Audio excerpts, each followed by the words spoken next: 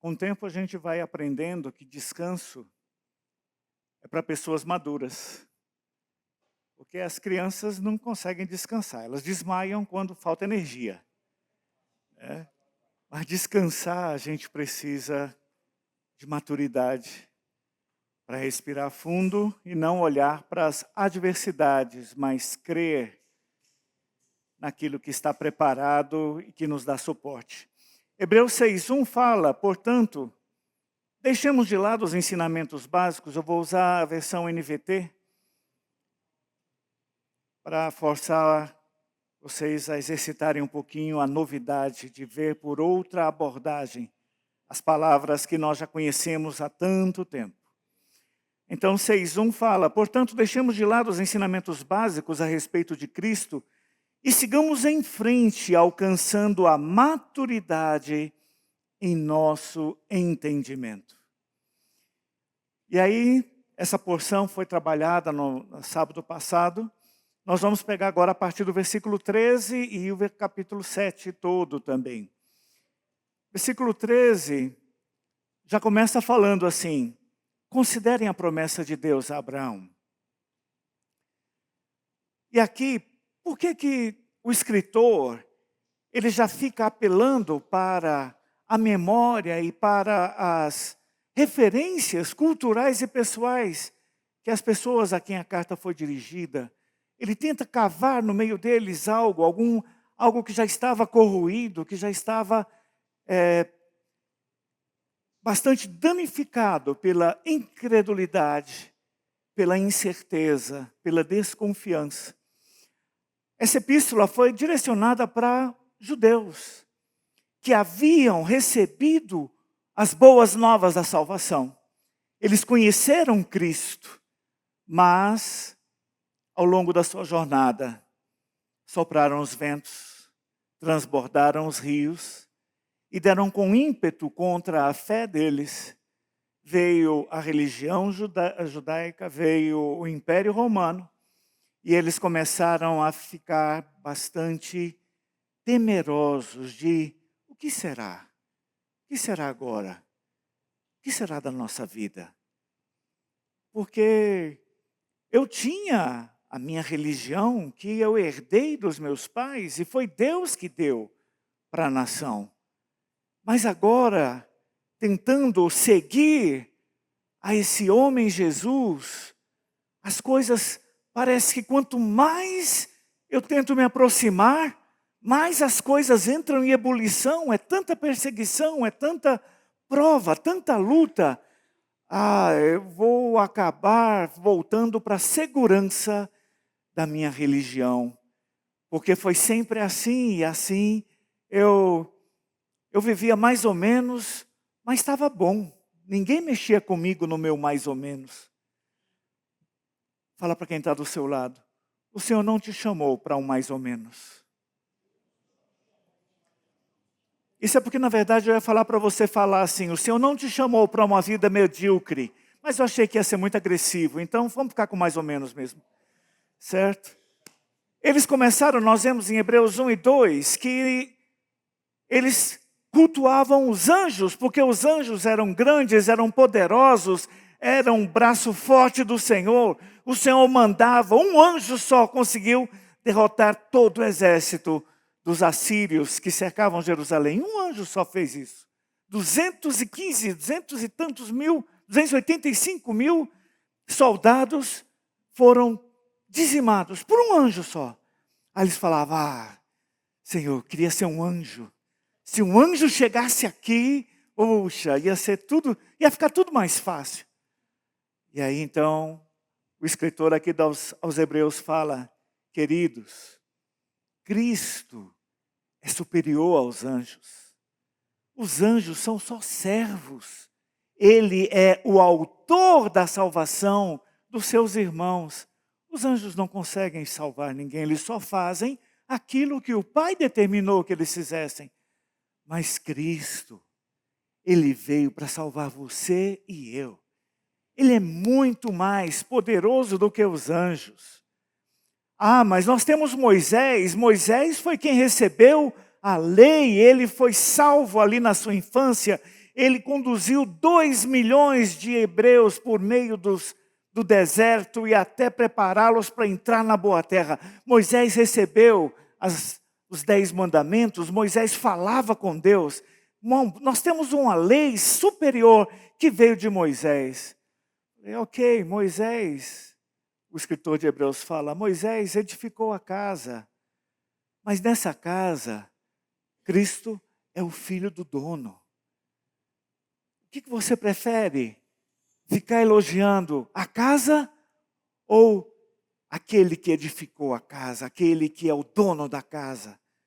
A casa vem e vai, mas o dono vai permanecer eternamente. Não se deixe iludir pelo seu legado, pela sua história. Observe que Deus está lhe dando uma oportunidade de você buscar e conhecer aquele que é superior. Ah, mas e o nosso serviço? A gente aprendeu a servir no templo, a gente sabe receber as ofertas ali, molar sobre o altar do holocausto e colocar ali na bacia de bronze e entrar na mesa dos pães, ali no santo lugar, e no candelabro de ouro que ilumina, e no altar de incenso, que são as orações, e o nosso sumo sacerdote, uma vez por ano, ainda entra no Santo dos Santos para expiar os pecados dele e do povo. E esse serviço, você também vai jogar fora esse serviço? Aí Hebreus, ele fala, olha, se você acha que o ápice do seu serviço é um sumo sacerdote, levita, descendente de Arão, que entra uma vez ao ano no Santo dos Santos, eu vou dizer para você, Cristo ainda é superior, porque ele é sumo sacerdote, segundo a ordem de Melquisedeque. E esse Melquisedeque, ele foi citado em Hebreus 2:17, 3:1, 4:14-15, 5 de 1 a 10, e agora no versículo capítulo 6 e 7 ainda vai ser desenvolvido, porque ele tem uma porção fantástica, especial. E é para isso que nós vamos aproveitar essa passagem para abordar hoje.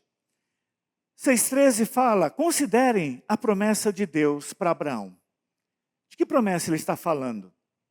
Abraão, no ápice da sua experiência com Deus, depois de ter chegado já mais de 100 anos, depois de muitas provas, ter recebido de Deus a bênção de ter um descendente, nascido dele com 100 anos e de Sara com 90 anos, o pequeno Isaac, ele pega aquele pequeno Isaac e o Senhor se vira para ele e fala, pega o teu filho, o teu único filho a quem você ama, leva ele lá para o monte e oferece ele para mim, sacrifica ele ali. Ele não resmungou, ele não reclamou, ele não questionou, e provavelmente ele também não falou com Rebeca. Porque se ele tivesse falado que ia levar para poder sacrificar o Isaac, talvez a Rebeca não tinha deixado ele subir. Mas ele pegou o Isaac, pegou seus servos e subiu no monte. E lá ia o pequeno Isaac, lá com seus 12, 13 anos, e o velho, o pequeno Isaac e o velho Abraão subindo lá, com mais de 115 anos. Imagina os dois subindo, então, em algum momento Isaac lá pulando, opa, vou fazer um acampamento com o papai. E aí chega lá em cima e ele fala, pai, eu estou levando a lenha, tem fogo, tem o cutelo para fazer a oferta. Mas onde é que está a oferta? Onde é que está o sacrifício? Aí Abraão, que já sabia de tudo e guardava tudo no seu coração, só disse para ele, Deus proverá para si uma oferta.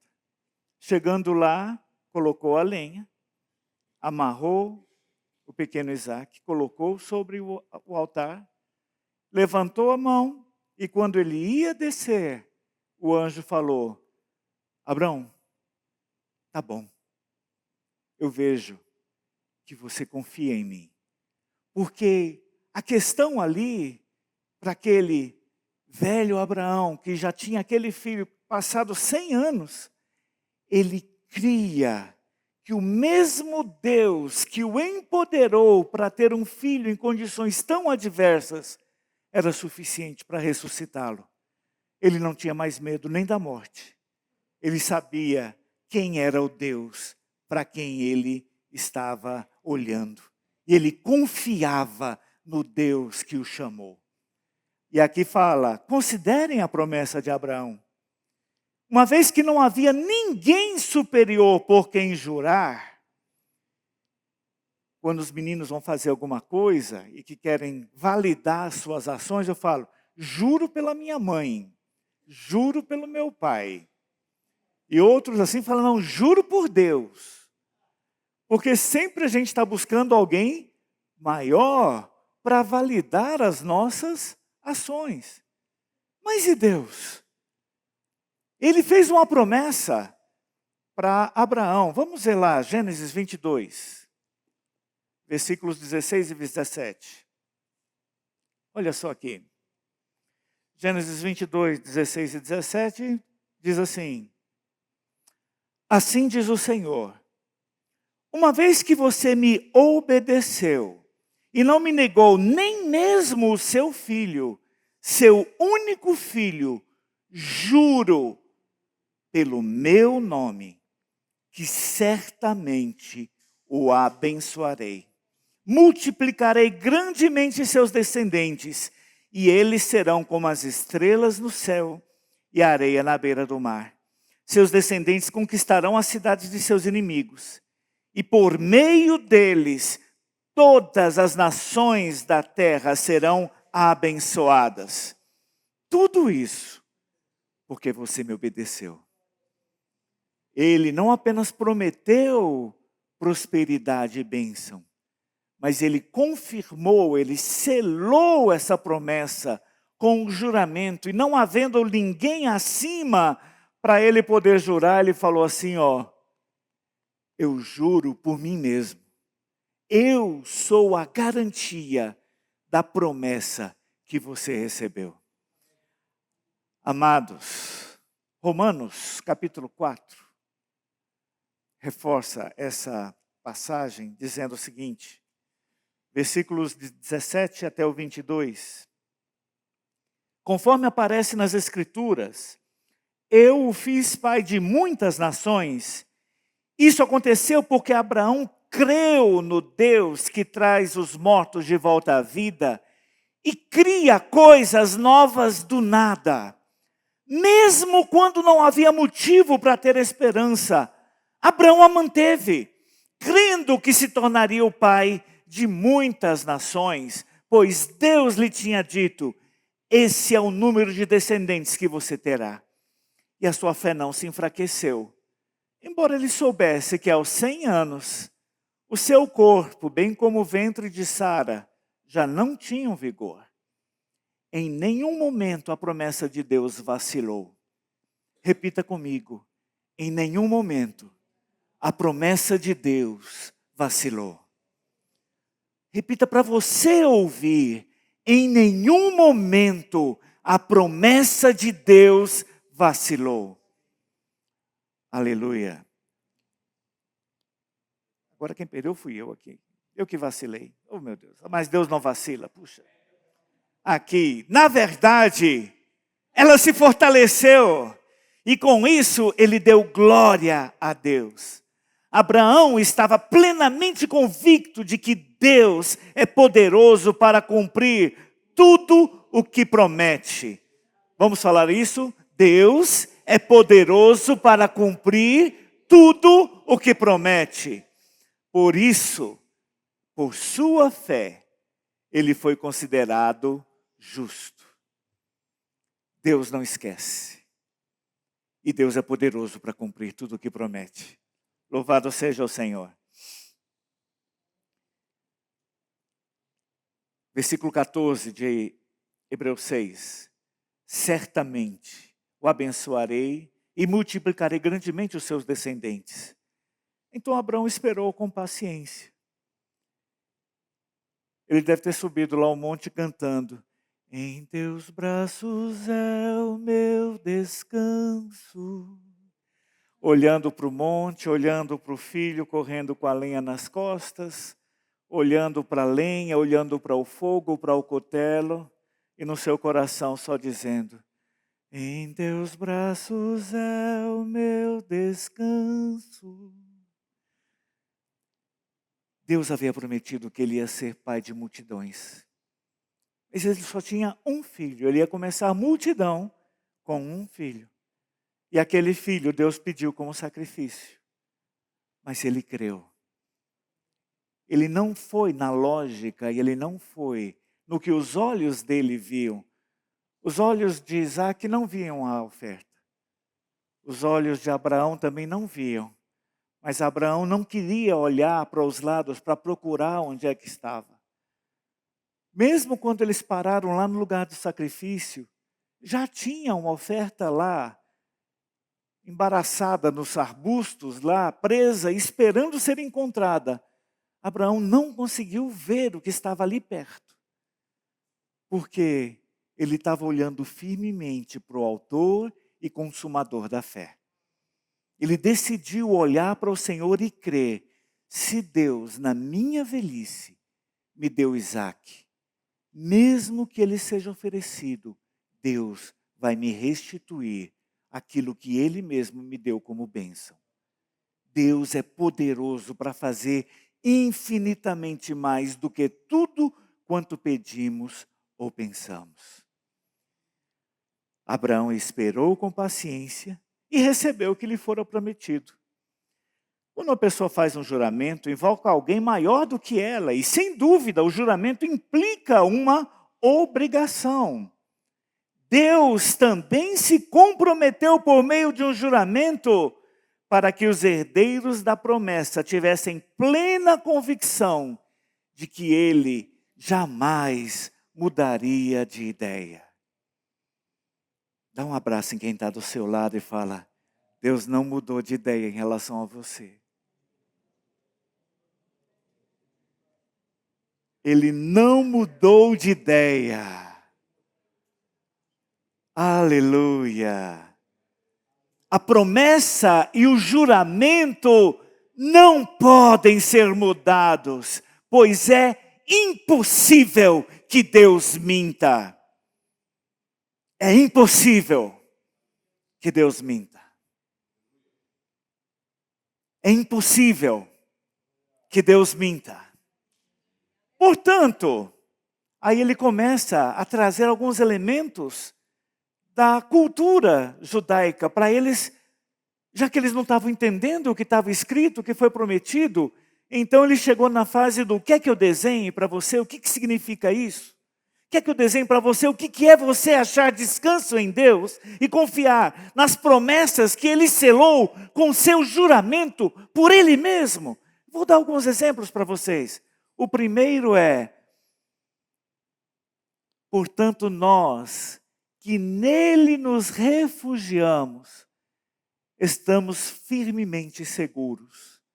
Quando você fala para o judeu sobre refúgio, ele vai lembrar que no meio das tribos, das 12 tribos, se alguém estava lá brincando ou fazendo alguma coisa e de repente aquela brincadeira acaba saindo do controle e acidentalmente alguém morreu.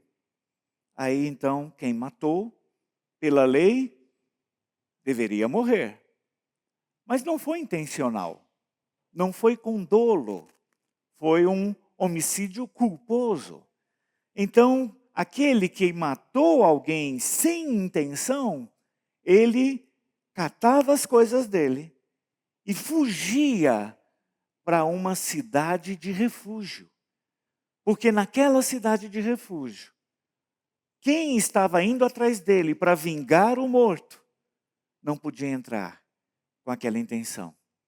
Ali, aqueles que haviam ferido alguém de maneira não intencional, encontravam descanso, encontravam proteção. E aqui o autor fala para os hebreus: nós, encontramos descanso nele. Em Cristo. Quando você vai para Cristo, você encontra nele refúgio.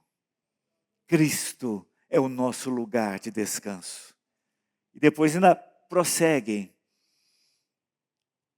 Firmemente seguros ao nos apegarmos à esperança posta diante de nós. Essa esperança é uma âncora firme e confiável para a nossa alma. Ela nos conduz até o outro lado da cortina. Eles também sabiam que essa cortina era a cortina que separava o santo lugar do santo dos santos. Somente o sumo sacerdote, uma vez por ano, podia entrar lá com sangue, com incenso, para que ninguém enxergasse ele, para que ele pudesse expiar os pecados dele e do povo. Mas aqui, o autor fala, não apenas ele é nosso refúgio, mas ele cria um vínculo, uma ligação firme e segura entre você e o Santo dos Santos. Você pode estar à deriva por aí, mas agora ele quer colocar uma âncora de esperança, vinculando você ao lugar onde Deus está. Você agora está conectado ao Pai, no Santo dos Santos, no lugar mais interior do tabernáculo. Sai do átrio exterior, sai do santo lugar, dos serviços e das obras e entra aonde a glória de Deus está. É ali que Ele quer colocar nossa esperança. E não apenas amarrada com nó de marinheiro, não, ela está com uma âncora lá, ou seja, ela está cravada ali. E por mais que as ondas balancem o barco e o vento sopre, a âncora mantém o barco preso naquele lugar. O Senhor te convidou para entrar na presença dEle. Isso nós vemos em Hebreus 10, 19, um pouquinho mais à frente, nos mostra esse convite. Hebreus 10, 19 diz, portanto, irmãos, por causa do sangue de Jesus, podemos entrar com toda a confiança no lugar santíssimo. A sua âncora está lá, está presa lá. A esperança que nós temos não é medida pela sua capacidade ou força. Quem é você para resistir à força do vento? Quem é você para resistir à força das ondas? Mas o Senhor ancorou a sua vida lá no lugar santíssimo, para que você ficasse conectado ao Pai e tivesse acesso à presença dEle. Ah, Senhor Jesus. Mas ele ainda segue lá no versículo 20, diz, Jesus já entrou ali por nós. Sabe quando a gente canta louvor que diz, quando nós entramos, tu já estás lá? É verdade. Quando a gente chega, o Senhor já foi na frente. E Ele já foi preparar o ambiente, porque Ele é o nosso sumo sacerdote, Ele é o nosso precursor, aquele que abre o caminho e chega primeiro. Olha lá em 1 Timóteo 3,16, diz, sem dúvida, este é o grande segredo de nossa fé. Cristo foi revelado em corpo humano, justificado pelo Espírito, visto por anjos, anunciado às nações, crido em todo o mundo e levado para o céu em glória. Então aqui ele confirma, Jesus já entrou ali por nós. Ele se tornou o nosso eterno sumo sacerdote, segundo a ordem de Melquisedeque. Louvado seja o Senhor. Mas aí você vai falar, mas por quê? E Arão? E os levitas? Eles, durante todo o trajeto ali, no deserto, na boa terra, eles foram separados do povo. Está certo que eles eram bastante levados. Na verdade, eles foram separados logo depois que Arão tinha feito o bezerro para o povo adorar, enquanto Moisés estava lá no monte recebendo os 10 mandamentos, a tábua da aliança, a aliança que Deus ia fazer com o povo. Moisés estava lá cuidando de coisa séria e Arão estava lá embaixo, juntando brinco e colar e tudo, pecinha de ouro, jogando no fogo e disse que saiu de lá um bezerro. E o povo começou a dançar e farrear para agradecer ao bezerro que tirou eles do Egito. Moisés desceu com Josué lá depois. Aí Josué fala, eita, é grito de guerra. Não, daí Moisés pegou e falou assim, não, Josué, não é grito de guerra, não. Aqui é que você não entende, aqui ainda não existe isso, mas aquilo lá é um baile funk. Com certeza não é grito de guerra, não. Não pode ficar tranquilo.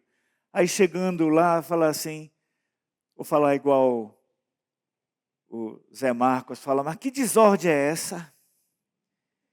E aí quando ele chegou, todo mundo foi lá, ele pegou, moeu o boizinho, botou na água, botou para todo mundo tomar e perguntou, Arão, o que você fez? Por que você fez assim com o povo? Vamos ver lá Êxodo 32. Vamos ver como é que isso foi relatado ali. Êxodo 32, a partir do versículo 25, diz assim, Moisés viu que Arão havia permitido que o povo se descontrolasse completamente, dando motivo de zombaria a seus inimigos. Portanto, colocou-se à entrada do acampamento e gritou, todos que estiverem do lado do Senhor, venham até aqui e juntem-se a mim. E todos os levitas se reuniram ao redor dele. Arão era levita. Quem foi que fez esse descontrole e deu motivo de zombaria? Os levitas. Mas quem foi que primeiro se arrependeu e se colocou lá? Os levitas. Você não é medido pelos seus erros. Você é medido pela rapidez com que você se arrepende deles e se posiciona do lado do Senhor. Arão havia acabado de cometer um erro terrível, mas ele e a tribo dele se posicionou. Aí Moisés lhes disse, assim diz o Senhor, o Deus de Israel. Cada um de vocês pegue a sua espada, vão e voltem de uma extremidade à outra do acampamento. Matem todos, até mesmo seus irmãos, amigos e vizinhos. E os levitas obedeceram a ordem de Moisés e 3.000 morreram naquele dia. Então Moisés disse aos levitas, hoje vocês se consagraram para o serviço ao Senhor, pois lhe obedeceram, mesmo quando tiveram de matar seus próprios filhos e irmãos. Hoje vocês receberam dele uma bênção. O que nós vemos aqui? A questão não foi tanto o derramamento do sangue, mas foi obediência. Eles tiveram que cortar na carne para se arrepender do que eles tinham acabado de fazer. Eles tinham trocado o Deus que tirou eles do Egito por uma imagem de uma criatura, atribuindo a ela algo que ela nunca poderia fazer. Mas eles se arrependeram, cortaram na sua própria carne. E o Senhor os separou para esse serviço. Confirma lá em Deuteronômio, capítulo 10.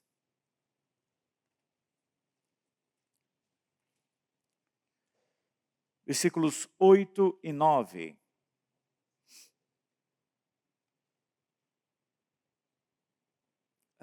Naquela ocasião, o Senhor separou a tribo de Levi para carregar a arca da aliança do Senhor e para estar diante do Senhor a fim de servi-lo e de pronunciar bênçãos em seu nome. Essas são as suas responsabilidades até hoje. Por isso os levitas não têm porção alguma de terra como herança entre seus irmãos israelitas. O próprio Senhor é a sua herança, conforme o Senhor, seu Deus, lhes prometeu. Que honra para eles foi servir ao Senhor. E a tribo então de Levi era a tribo que recebeu o encargo de agir como sacerdotes. E sumo sacerdote tinha que ser da casa de Arão. Tinha que ser homem, não podia ter defeito físico e tinha que ser aprovado por Deus. Mas os sumos sacerdotes, eles tinham um problema. O problema de DNA. Data de nascimento antiga. E eles morriam. E quando morriam, o serviço deles se encerrava ali. E então outro era escolhido e consagrado para aquele trabalho de ser sumo sacerdote. E uma vez por ano entrar no Santo dos Santos e lançar incenso e sangue para que ele pudesse expiar os pecados dele e de todo o povo. Só que aqui, capítulo 6 de Hebreus fala que Jesus entrou lá no santuário interior e ele se tornou o nosso eterno sumo sacerdote, segundo a ordem de Melquisedeque. E Melquisedeque não era da tribo de Levi. Ele não era nem descendente de Abraão. Onde é que ele aparece? Ele vai aparecer lá em Gênesis capítulo 14. Depois que Abraão vai livrar Ló de mais uma das enrascadas que ele se metia, quando ele se afastava de Abrão.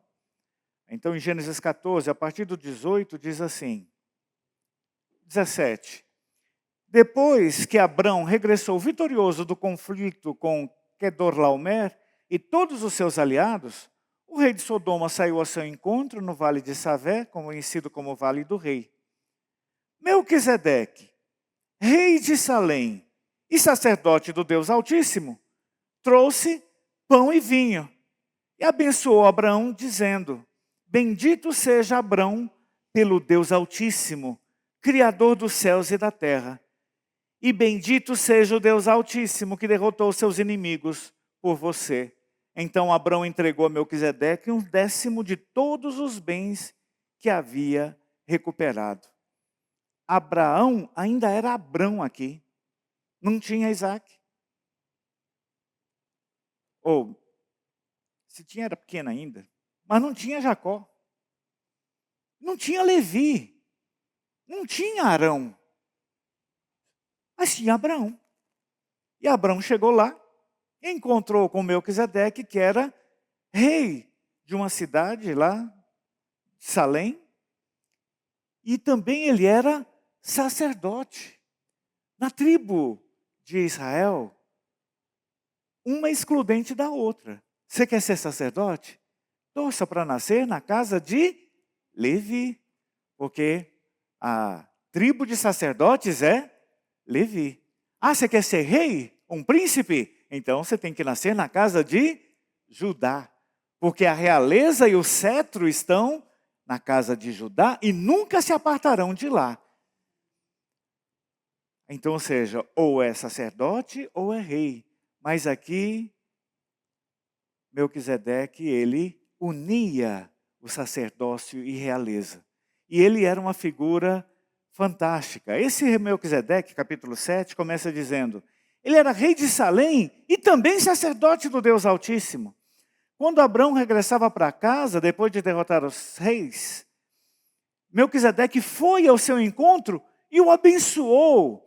Então Abraão separou a 10ª parte de tudo e a entregou para Melquisedeque, cujo nome significa rei da justiça, enquanto rei de Salém quer dizer rei da paz. Não há registro de seu pai, nem de sua mãe, nem de nenhum dos seus antepassados, nem do começo, nem do fim da sua vida. Semelhantemente ao Filho de Deus, ele permanece sacerdote para sempre. O Senhor aqui não apenas quis elevar ou consertar o que Levi tinha do seu serviço. Ele Ah.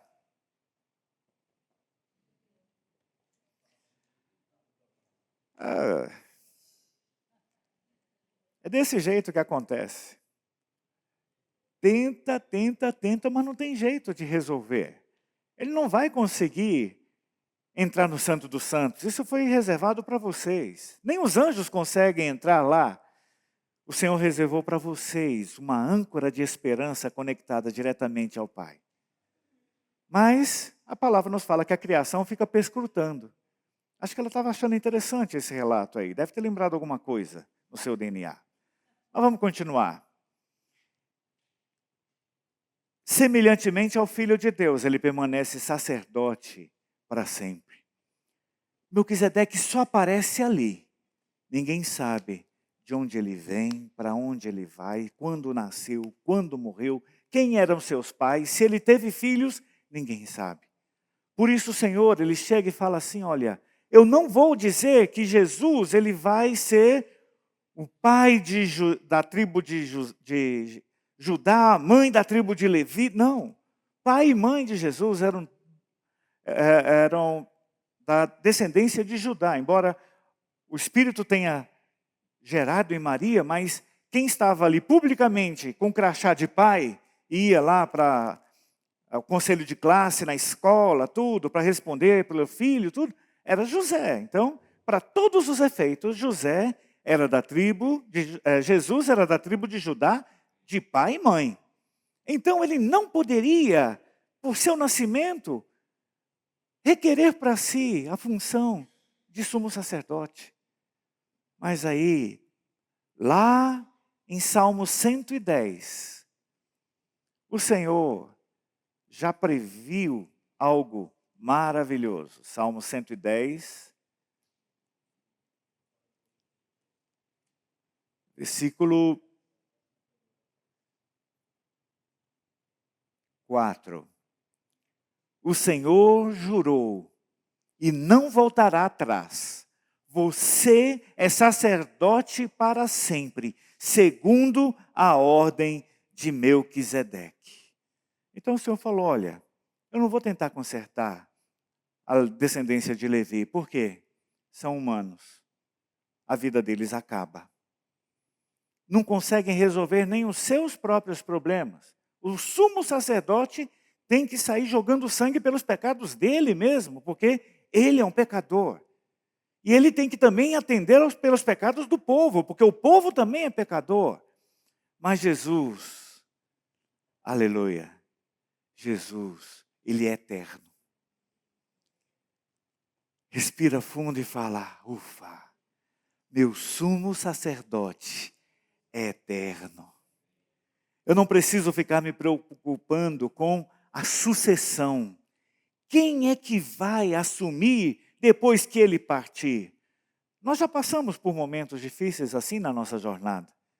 Fazendo transição geracional e a gente estava confiando em uma linha e depois, mais na frente, aí eu cria que era o Tancredo que ia ser o presidente. Mas aí entra o Sarney. O que tem a ver Tancredo com Sarney? Foi o Sarney que entrou, né? Foi. Tancredo com Sarney, isso mesmo. O que tem a ver? Um era redondo e careca, o outro tinha aquele bigode de sabiá que engoliu assim. Tinha nada a ver. Um veio aqui de Minas, do pão de queijo, e o outro veio com farinha puba, lá de cima. Não tinha nada a ver, irmãos. Toda sucessão, ela é traumática. A gente se prepara para receber o golpe de um jeito, aí depois vem um golpe pelas costas. A gente fica sempre perdido nesses processos.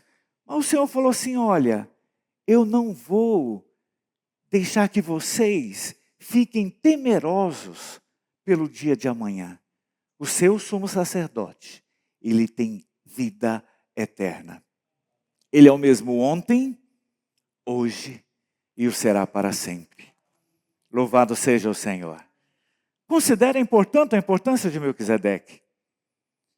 Outra coisa, vocês viram que Abraão pagou o dízimo para Melquisedeque, né? Os levitas, eles eram que recebiam o dízimo dos irmãos.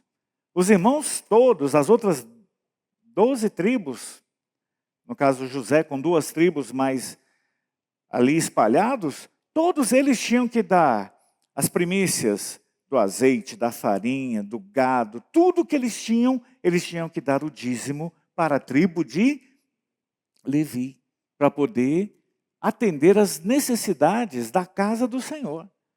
Então, todo mundo era devedor da tribo de Levi, porque Levi cuidava espiritualmente de todos.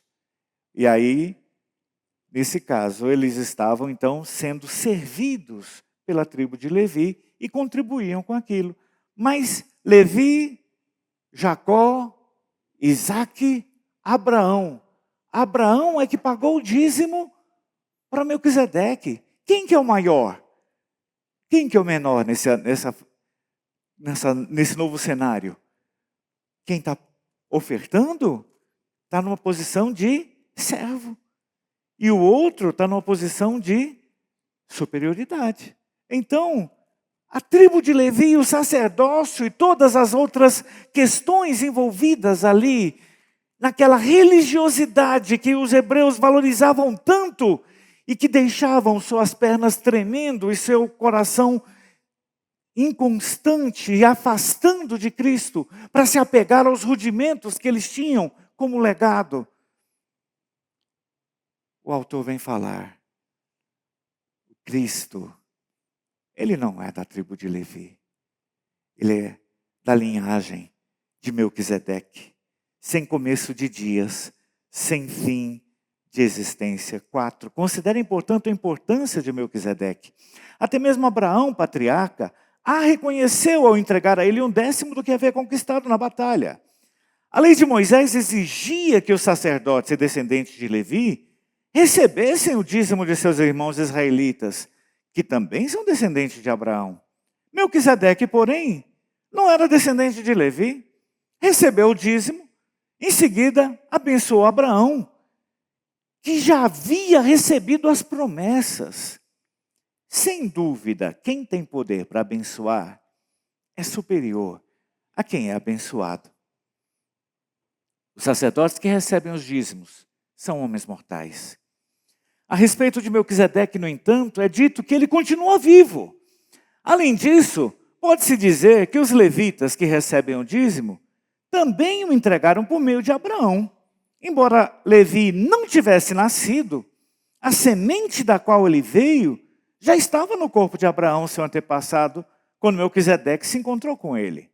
Portanto, se o sacerdócio de Levi, sob o qual o povo recebeu a lei, pudesse ter alcançado a perfeição, por que seria necessário estabelecer outro sacerdote, como sacerdote segundo a ordem de Melquisedeque, em vez da ordem de Arão?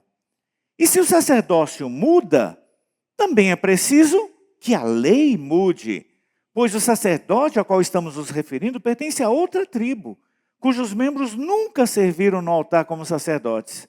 De fato, como todos sabem, nosso Senhor veio da tribo de Judá, e Moisés nunca mencionou que dessa tribo viriam sacerdotes. Essa mudança se torna mais clara com o surgimento de outro sacerdote, semelhante a Melquisedeque, qual se tornou sacerdote não por cumprir leis e exigências humanas, mas pelo poder de uma vida indestrutível. Considere isso. A vida que está no Senhor, ela não se esvai com a idade, com as doenças, com as fraquezas. O nosso sumo sacerdote tem uma vida indestrutível. E aí, quer trocar? Parece aqueles foguetinhos do Silvio Santos que você entra lá, você fala, você troca essa barra de ouro por uma chupeta? E você fica lá dentro, sim, não. Você não está sabendo nada do que está acontecendo. Aqui ele está falando, está tirando você do foguetinho e está falando, meu amigo, você recebeu o que há de mais precioso, alguém que tem uma vida eterna, indestrutível. Você está querendo trocar esse que tem uma vida indestrutível pelos seus rudimentos religiosos, pelo seu legado religioso, por uma questão hereditária que foi de pai para filho, mas que não conseguiram resolver o problema do pecado e não conseguiram aperfeiçoar a sua tribo. Não conseguiu resolver o seu problema. Eu tenho alguém aqui que pode resolver o seu problema. Eu tenho alguém aqui que é indestrutível e que já está lá esperando você. E para que você não fuja, Ele pegou a sua âncora e colocou firme lá no Santo dos Santos, para que você não saia mais do alcance dEle. Declare comigo: eu sou propriedade exclusiva de Deus. Meu Jesus vive! Oh, Senhor Jesus, louvado seja o Senhor. Para servir na tribo de Levi, tinha que ter 30 anos, servia até 50, era 20 anos de serviço só. E aí, ainda tinha a questão de se faltasse incenso, e se faltasse sangue, a glória lá do santo lugar matava o intruso que estava pecador lá dentro. Então, em algum momento, eles começaram a amarrar uma corda no calcanhar do sumo sacerdote. Porque se eles, e um sininho também, que se eles deixassem de ouvir o sininho mexendo lá dentro, que ele estava lá esparramando o sangue e o incenso, né, para fazer a fumaça lá, para ele poder não ser visto. Se o sininho parasse de mexer, aí falei assim, deu ruim. Aí tem que puxar a pururuca de sumo sacerdote lá e eleger outro para o próximo ano. Porque a glória, ela não consegue olhar o pecado. Mas o nosso sumo sacerdote é o autor da nossa salvação. Nenhuma condenação há para os que estão em Cristo Jesus. É isso que nos é oferecido como promessa. E é isso que Deus falou como juramento. Eu juro por mim mesmo que se você tomar o Senhor como sua vida, você será salvo completamente. Desse modo, o antigo requisito, por ser fraco e inútil, foi cancelado, pois a lei nunca tornou perfeita coisa alguma. Agora,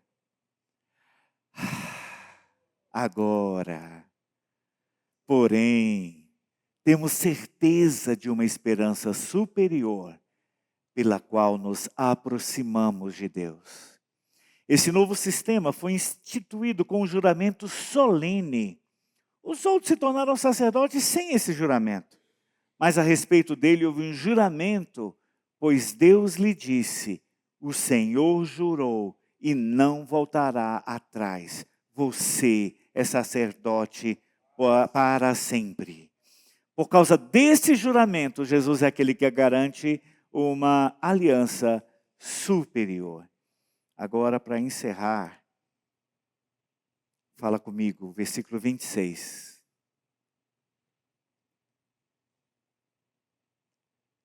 Hebreus 7, 26. Vamos falar todos juntos? É de um sumo sacerdote, como ele, que necessitamos, pois é santo, irrepreensível, sem nenhuma mancha de pecado, separado dos pecadores e colocado no lugar de mais alta honra no céu.